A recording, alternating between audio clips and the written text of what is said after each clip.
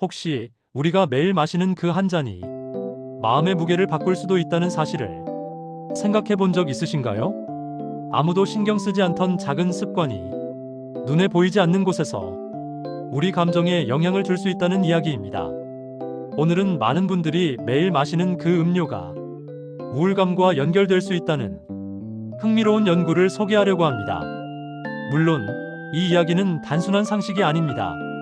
최근 발표된 실제 연구 결과에서 새로운 가능성이 확인됐기 때문입니다. 인트로가 길어졌죠. 그 음료는 바로 커피입니다. 그리고 오늘의 주제는 커피가 장내 미생물과 정서에 어떤 영향을 주는가? 입니다. 먼저 연구 내용을 간단하게 소개하겠습니다. 일본 쇼와이대 연구팀은 우울장애 환자 32명과 건강한 사람 34명을 비교했습니다. 연구진은 이들의 커피 섭취량과 장내 미생물 구성을 함께 분석했습니다. 결과는 예상 밖이었습니다. 우울장애 환자들은 전체적으로 장내 미생물 다양성이 낮았습니다. 즉, 장 건강이 취약한 상태였다는 의미죠. 그런데 이들 중에서 커피와 카페인을 꾸준히 섭취하는 사람들은 한 가지 공통점이 있었습니다. 바로 폴리페놀, 아이소플라본 대사 미생물의 비율이 눈에 띄게 증가했다는 점입니다. 이 미생물은 식물성 영양소를 분해해서 염증을 줄이고 몸의 산화 스트레스를 완화하는 대사산물을 만드는 그룹입니다. 연구진은 이런 변화가 장, 뇌축을 통해 뇌에도 영향을 줄 수 있다고 설명했습니다. 즉, 미생물 변화, 염증 완화, 스트레스 반응 조절로 이어질 가능성이 있다는 것이죠. 이 연구가 의미 있는 이유는 우울장애 환자가 장내 미생물 불균형을 보이는 경우가 많다는 점입니다. 그런데 커피가 그 미생물 생태에 긍정적인 변화를 줄 수 있다는 가능성이 보였기 때문입니다. 물론 여기서 중요한 점이 있습니다. 이번 연구가 관찰 연구라는 것입니다.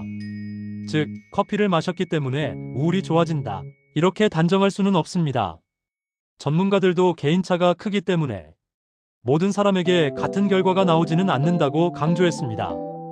유전, 스트레스, 수면, 약물 등 수많은 요인이 함께 작용하기 때문입니다.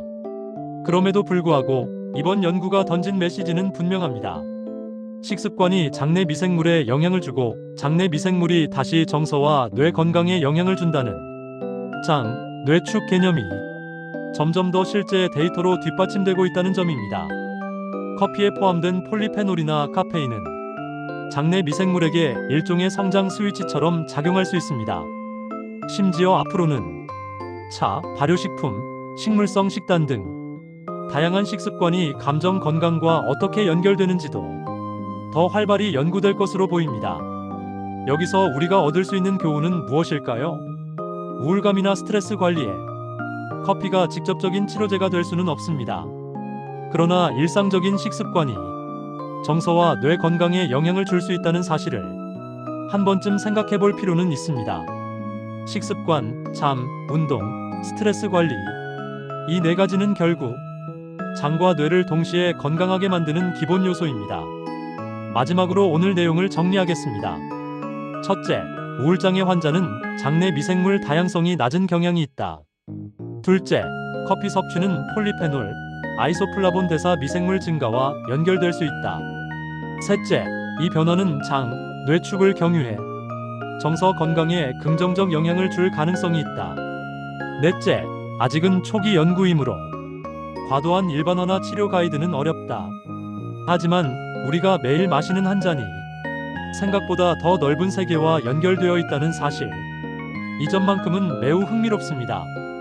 여러분도 오늘 한 잔의 커피를 마실 때 내 몸 안에서 어떤 일이 일어나는지 잠깐 떠올려 보는 것도 좋겠습니다. 정보가 도움이 되셨다면 다음 이야기에서도 더 유익한 내용으로 찾아오겠습니다.